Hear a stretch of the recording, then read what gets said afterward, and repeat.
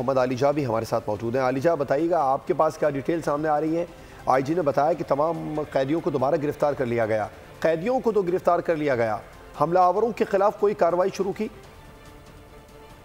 حوالے سے آئی جی علی ناصر رضوی صاحب کا بیان سامنے آیا ہے۔ ان کا کہنا ہے کہ 3 قیدی وینز میں 82 ملزمان موجود تھے جنہیں پیشی کے بعد اٹک جیل منتقل کیا جا رہا تھا۔ سنجانی ٹول پلازا کے پاس نامعلوم ملزمان قیدی وین پر حملہ آور ہوئے۔ حملے کے بعد کچھ قیدی وین سے فرار بھی ہو گئے۔ آئی جی اسلام آباد نے یہ بتایا ہے فرار ہونے والے قیدیوں کو دوبارہ گرفتار کر لیا گیا ہے اور پولیس نے قیدیوں کو فرار کروانے کی کوشش ناکام بنا دی ہے، یہ کہنا ہے آئی جی اسلام آباد علی ناصر رضوی کا۔ ساتھ ہی ساتھ آپ کو یہ بتاتے چلیں کہ ابھی بھی علاقے میں سرچ آپریشن جاری ہے اور جو کیمراز ہیں اور جدید ڈیوائسز نصب ہیں اسلام آباد میں، ان کے ذریعے اب حملہ آوروں کی تلاش جو ہے وہ کرنے کی کوشش کی جا رہی ہے، ان کی آئیڈینٹیفیکیشن کا کام کیا جائے گا اور بعد ازاں ان کے خلاف بھی کارروائی عمل میں لائی جائے گی، یہ کہنا ہے پولیس حکام کا۔ جی کیا آپ بتائیے گا سرچ آپریشن اس وقت جاری ہے، اس میں کوئی پیش رفت ہو سکی ہے؟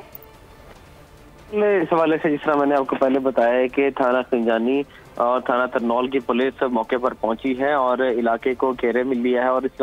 اسلام آباد پولیس کی بھاری نفری اس وقت سرچ آپریشن جاری رکھے ہوئے ہیں اور میک شور کیا جا رہا ہے کہ کوئی بھی ملزم جو ہے وہ فرار نہ ہو سکے اور یقینی بنایا جا رہا ہے کہ جتنے بھی ملزم قیدی وین کے اندر موجود تھے ان کو دوبارہ سے گرفتار کیا جائے اور جو حملہ آور تھے ان کی بھی تلاش شروع کر دی گئی ہے۔ اور اسی حوالے سے آئی جی اسلام آباد نے بھی بتایا ہے کہ 3 قیدی وین میں 82 ملزمان موجود تھے جنہیں پیشی کے بعد اٹک جیل سے منتقل کیا جا رہا تھا۔ حملے کے بعد کچھ قیدی وین سے فرار ہونے میں کامیاب ہوئے تھے لیکن اب اسلام آباد پولیس نے ان کو دوبارہ سے گرفتار کر لیا ہے اور اب انویسٹیگیشن کا پروسیس شروع ہوگا اور کون کون لوگ اس میں ملوث تھے اس حوالے سے پولیس کارروائی کرے گی۔ جی ٹھیک، عالیجا یہ بتائیے گا وین میں موجود جو قیدی تھے سنگین مقدمات میں ملوث تھے؟ دیکھیں پاکستان تحریک انصاف کے متعدد کارکنان کے اوپر دہشت گردی کی دفعات کے تحت مقدمہ درج کیا گیا ہے جس میں ریاست مخالف نعرے لگانے اور اس کے علاوہ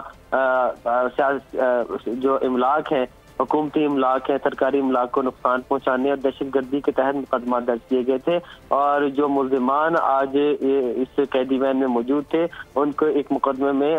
عدالت کی جانب سے ڈسچارج کیا گیا تھا اور اب پاکستان تحریک انصاف کا موقف بھی سامنے آ رہا ہے۔ ان کا یہ کہنا ہے کہ یہ ایک کنفیکشن اسٹوری ہے اور اس حوالے سے پی ٹی آئی نے کوئی حملہ نہیں کیا اور اس میں پی ٹی آئی کا کوئی بھی